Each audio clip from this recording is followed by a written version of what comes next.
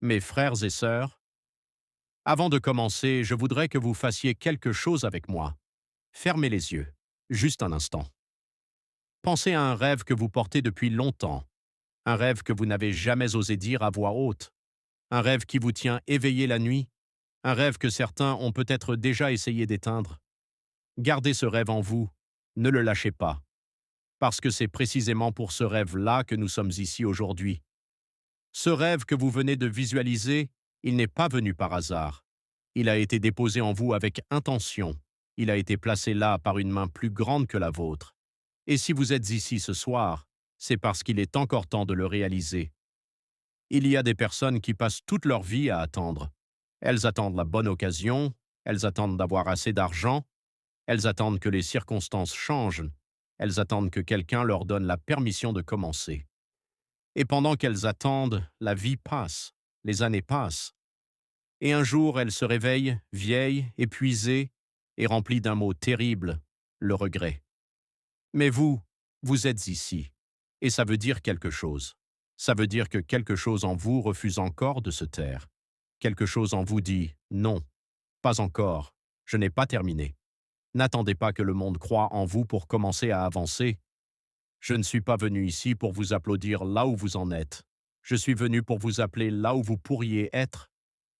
Il y a une différence entre se sentir bien et se transformer vraiment. Ce soir, je vous invite à la transformation. Beaucoup d'entre nous ont appris à survivre. Survivre à la pauvreté, survivre à la guerre, survivre à la honte, survivre à l'abandon. Et c'est déjà extraordinaire, parce que survivre dans les conditions qui sont les nôtres demande un courage immense. Mais il y a une vie au-delà de la survie, une vie où vous ne vous contentez plus d'endurer, mais où vous commencez à construire, à créer, à impacter, à laisser une trace. Ce soir, je veux vous parler de ce passage, de la survie à l'impact, de la résistance à la vision, de l'obscurité à la lumière.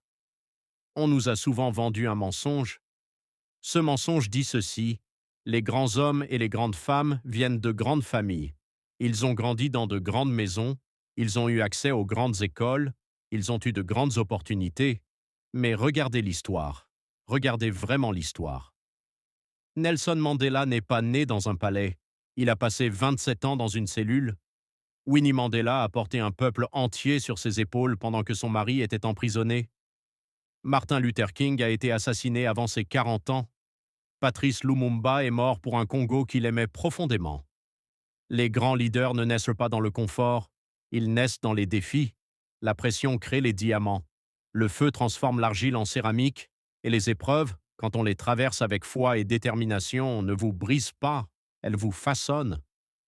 Je veux vous dire quelque chose d'important. La difficulté que vous traversez aujourd'hui, cette douleur, cette pression, cette période de votre vie où tout semble s'effondrer, elle n'est pas là pour vous détruire. Elle est là pour révéler la force cachée en vous. Imaginez une mine. Dans les profondeurs de la terre, loin de la lumière du soleil, sous des tonnes de roches et de pression, l'or attend. Il ne peut pas remonter seul. Il faut des hommes courageux qui descendent dans le noir, qui creusent, qui s'exposent au danger pour que l'or voie le jour. Vous êtes cet or, et Dieu envoie des épreuves dans votre vie non pas pour vous enfouir davantage, mais pour excaver ce qu'il a placé en vous depuis le commencement. Quand vous comprimez une orange, qu'est-ce qui sort? Du jus d'orange. Pas du jus de mangue, pas de l'eau. Du jus d'orange. Parce que ce qui sort sous pression, c'est ce qui est à l'intérieur. Quand la vie vous comprime, qu'est-ce qui sort de vous? Est-ce la peur? Est-ce la plainte? Ou est-ce la foi? Est-ce la résolution? Est-ce le courage? La réponse à cette question vous dit exactement qui vous êtes vraiment. Pas qui vous prétendez être, mais qui vous êtes vraiment. Et si vous n'aimez pas ce qui sort sous pression, alors ce discours est pour vous, parce qu'il n'est pas trop tard pour changer ce qu'il y a à l'intérieur.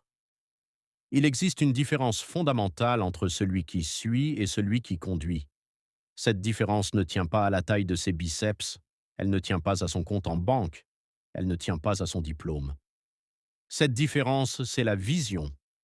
Beaucoup abandonnent parce qu'ils regardent leurs limites, ils voient ce qu'ils n'ont pas, ils voient ce qui leur manque, ils voient le mur devant eux, et ils s'arrêtent. Mais un vrai leader regarde sa vision, pas le mur, l'horizon derrière le mur. Pas le problème, la solution que le problème appelle. Pas l'échec, la leçon que l'échec enseigne.